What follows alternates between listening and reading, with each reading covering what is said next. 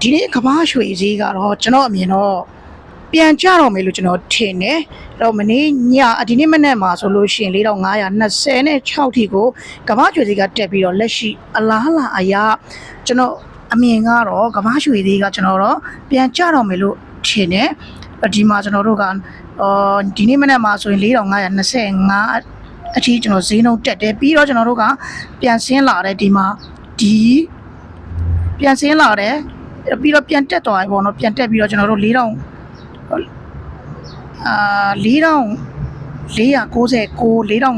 ာက်မှာ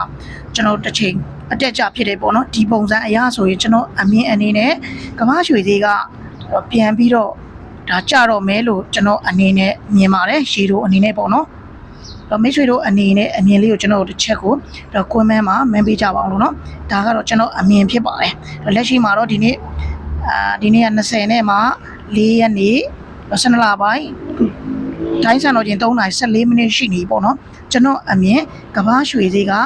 ပြန်ပြီးတော့ဖြည်းဖြည်းချင်းပြန်ကျတော့မယ်လို့ကျွန်တော်ထင်ပါတယ်